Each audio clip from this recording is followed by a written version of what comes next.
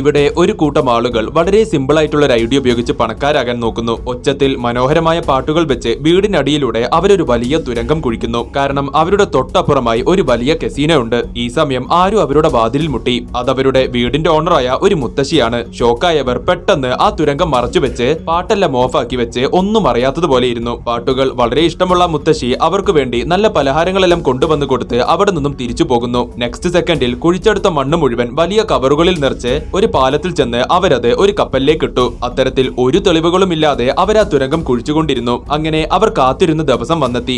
കുഴിച്ച് ആ കസീനോയുടെ ചുമര് മുന്നിൽ വന്നത് കണ്ട് അത് തകർക്കാൻ വേണ്ടി അവർ കുറച്ച് എക്സ്പ്ലോസീവ് കൊണ്ടുവരുന്നു. പക്ഷേ വിചാരിച്ചതുപോലെ ഒരു പ്രശ്നമുണ്ട്. അതിപ്പോൾ പൊട്ടിച്ചാൽ ആ മുത്തശ്ശി ഉൾപ്പെടെ അതിന്റെ ശബ്ദം കേട്ട് അവർ പിടിക്കപ്പെടും. സോ അവരുടെ പ്രൊഫസർ ഒരു പ്ലാനുമായി മുകളിലേക്ക് ചെന്നു. വീടിനടുത്തായി ഒരു ഫംഗ്ഷൻ നടക്കുന്നുണ്ടെന്ന വിവരം അറിഞ്ഞ് ആ മുത്തശ്ശിയോടും കൂട്ടുകാരിയോടും അയാൾ പല വിക്രസുകളും ഉപയോഗിച്ച് അവിടേക്ക് ചെല്ലാൻ പറഞ്ഞു. അവരിപ്പോൾ ടാക്സിയിൽ കയറിയതും അപ്രതീക്ഷിതമായി ഒരു സംഭവം നടക്കുന്നു. കൂട്ടത്തിലൊരുത്തൻ അറിയാതെ ഒരു ബട്ടണിൽ നെക്കി അതിപ്പോൾ പൊട്ടിത്തെറിച്ചു. വീട് മൊത്തം കുലുങ്ങിയത് കണ്ട് ആ മുത്തശ്ശി അത് നോക്കാൻ പുറത്തേക്ക് ഇറങ്ങാൻ നോക്കുന്നു. പക്ഷേ ആ പ്രൊഫസർ ആണെങ്കിൽ ബുദ്ധി ഉപയോഗിച്ച് പല കള്ളത്തരങ്ങളും പറഞ്ഞ് മുത്തശ്ശിയെ വിശ്വസിപ്പിച്ച് അവളെ പറഞ്ഞു വിട്ടു. ആ പൊട്ടിത്തെറിയിൽ കൂട്ടത്തിലെ ഒരുത്തന്റെ വിരല് പോയിട്ടുണ്ട്. പക്ഷേ മുത്തശ്ശി വീട്ടിലില്ലാത്ത സമയം കൃത്യമായി ഉപയോഗിച്ച് അവർ ആ തുരങ്കം വഴി ആ കസിനോയിലേക്ക് കയറി. അവിടെയുള്ള കോയിൻസ് ഉൾപ്പെടെ എല്ലാം അടിച്ചെടുത്ത് അവർ പുറത്തേക്കും വരുന്നു. കൂടാതെ അകത്തുള്ള ഒരുത്തൻ തെളിവ് നശിപ്പിക്കാൻ വേണ്ടി അവർ പൊട്ടിച്ച ഭാഗം വൃത്തിയാക്കി അടച്ചും വെച്ചു. ഇനിയാണ് അവരുടെ പ്ലാനിലെ അവസാന സ്റ്റെപ്പ്. അവർ കക്കാൻ ഉപയോഗിച്ച തുരങ്കം അവർക്ക് നശിപ്പിച്ച് കളയണം. സമയം കഴിഞ്ഞിട്ടും അവ പൊട്ടിത്തെറിക്കാത്തത് കണ്ട് ഒരുത്തൻ ഒരു ഭയത്തോടെ ആ തുരങ്കത്തിലേക്ക് വീണ്ടും കയറി. ക്ലോക്ക് ജാമായിരിക്കുന്നത് കണ്ട് അവൻ അത് കയ്യിലെടുത്തതും അത് വീണ്ടും ഓടാൻ ആരംഭിച്ചു. കണ്ണ് തള്ളിപ്പോയവൻ ജീവനം കൊണ്ട് വേഗത്തിൽ പുറത്തേക്ക് ഓടിയെങ്കിലും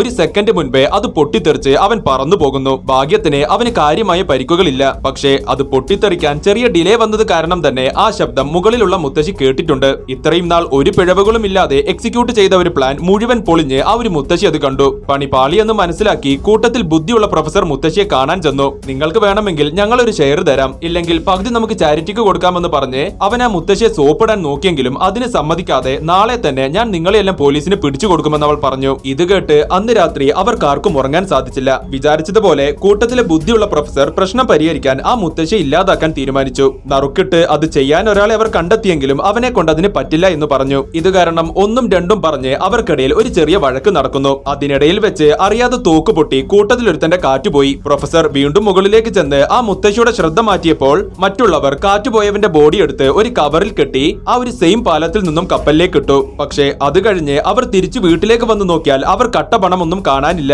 കാരണം കൂട്ടത്തിലൊരുത്തൻ അവരുടെ ശ്രദ്ധ മാറിയ തക്കം നോക്കി അതെടുത്ത് മുങ്ങാൻ നോക്കുന്നു. ചതിയനെ ഓടിപ്പിടിച്ചവർ ഒരക്ഷരം മിണ്ടാതെ അവനെയും തീർത്തു കളഞ്ഞു. ശേഷം അവന്റെ ശരീരവും ഒരു കപ്പലിലേക്ക് ഇട്ടവർ ആ മുത്തശ്ശിയെ തീർക്കാൻ വേണ്ടി നറുക്കിട്ട് മറ്റൊരാളെ തിരഞ്ഞെടുക്കുന്നു. ധൈര്യത്തോടെ അന്ന് രാത്രി അവൻ ആ മുത്തശ്ശിയുടെ റൂമിൽ കയറി. സിഗരറ്റ് വായിൽ ഒളിപ്പിച്ച് വെച്ച് അവൻ വളരെ ശ്രദ്ധാപൂർവ്വം ആ ഒരു മുത്തശ്ശിയുടെ അടുത്തേക്ക് ചെന്നതും അവിടുത്തെ ക്ലോക്ക് അടിക്കുന്നു. ആകെ ഷോക്കായവൻ അറിയാതെ ആ സിഗരറ്റ് വിഴുങ്ങി. ഒരു ഗ്ലാസ് വെള്ളം കുടിക്കാൻ നോക്കിയതും അവൻ അറിയാതെ കുടിച്ചത് ആ മുത്തശ്ശി പല്ലിട്ട് വെച്ചിരുന്ന ഗ്ലാസ്സിലെ വെള്ളമാണ്. അറുപ്പ് കാരണം ഇറങ്ങി ഓടിയവൻ കാല് തന്നെ ആ സ്റ്റെയറിലൂടെ താഴേക്ക് വീണ് അവന്റെ കാറ്റും പോകുന്നു. അവന്റെ ബോഡിയും കവറിൽ കെട്ടി താഴേക്കിട്ട ഒരു പ്രൊഫസർ ഒരു തോക്കെടുത്ത് ഒരു തന്റെ കയ്യിൽ കൊടുത്തു. അവളെ നീ തീർത്തിട്ട് വന്നാൽ ആ പണം നമുക്ക് രണ്ടുപേർക്ക് മാത്രമാണെന്ന് പറഞ്ഞ് അയാൾ അവന് ധൈര്യം കൊടുത്തെങ്കിലും അവൻ ഇപ്പോൾ ആ തോക്ക പ്രൊഫസറിന്റെ നേരെ നീട്ടി. ട്രിഗർ അമർത്തിയെങ്കിലും അതിൽ നിന്നും മുണ്ട പോയില്ല. അത് കേടായെന്ന് കരുതി അവന്റെ നേരെ ചൂണ്ടിയവൻ അതിലെ ട്രിഗർ അമർത്തി. മറ്റാരും താഴേക്കിടാതെ തന്നെ വെടികൊണ്ട് അവനിപ്പോൾ തനിയെ ഒരു കപ്പലിലേക്ക് പോകുന്നു. അങ്ങനെ ആ പണം മൊത്തത്തിൽ ഇനി ആ പ്രൊഫസറിന്റേതാണ്. സന്തോഷം സഹിക്കാൻ സാധിക്കാതെ അയാൾ കണ്ണ് തള്ളി നിൽക്കെ അയാളുടെ മുന്നിലേക്ക് ഒരു കാക്ക വരുന്നു.